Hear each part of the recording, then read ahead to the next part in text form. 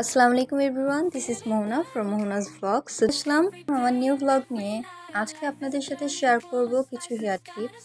আমরা যত দামি প্রোডাক্ট ইউজ করি না কেন, সেটা মেকআপ প্রোডাক্ট হোক, স্কিন প্রোডাক্ট হোক, আর হেয়ার প্রোডাক্ট যাই হোক না কেন, কেমিক্যালস কিন্তু থাকে। আমাদের হেয়ার কিন্তু খুব সেন্সিটিভ হয়ে থাকে। সো স্পেশালি এখন গরমের সিজনে কিন্তু চুলের এক্সট্রা যত্ন দরকার, কারণ গরমে আমাদের স্কাল্প ঘামে ভিজে চুলের গোড়াকে উইক করে দেবে।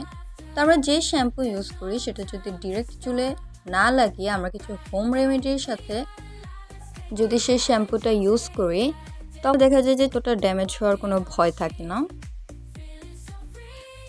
তো চলুন দেখে আসি যে ওই হোম রেমেডিগুলো কী কী।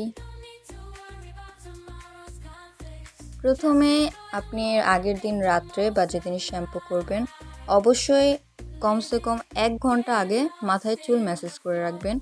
এতে কিন্তু আমাদের চুলের গোড়াটা রিলিফ পায়।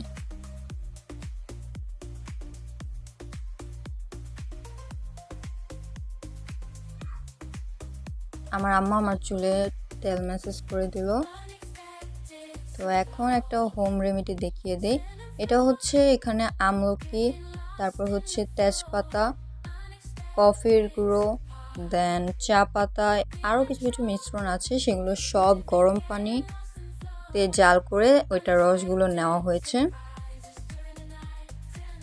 তো এখন আমি যে মিশ্রণটা তৈরি করব সেটার জন্য আমার লাগবে লেবু, অ্যালোভেরা অ্যান্ড কফি গুঁড়ো।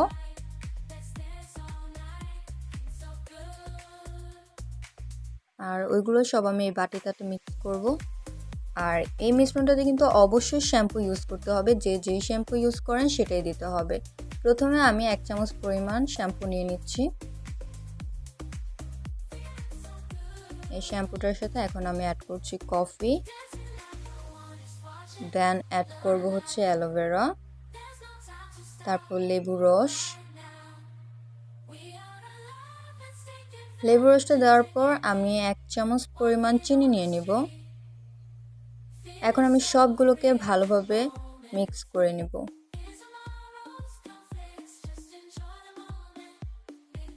দেন আমি পানি অ্যাড করে নিলাম। এই যে আমি যে মিশ্রণটা তৈরি করলাম, আমি কিন্তু আর এক্সট্রা কোনো শ্যাম্পু ইউজ করব না। এই মিশ্রণটা দিয়েই কিন্তু আমি গোসল করব।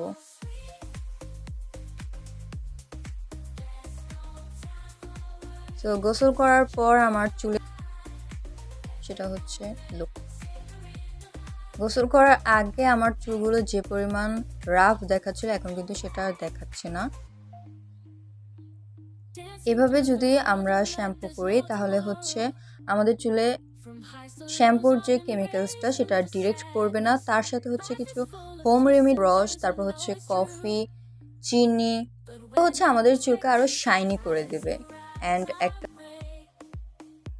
তো আপনারা দেখতেই পাচ্ছেন রেজাল্ট স্মুথ করে দিয়েছে। তো আমি ব্যাক সাইড দিয়েও দেখিয়ে দিই যে আমার চুল যে স্মুথ ভাবটা আসছে।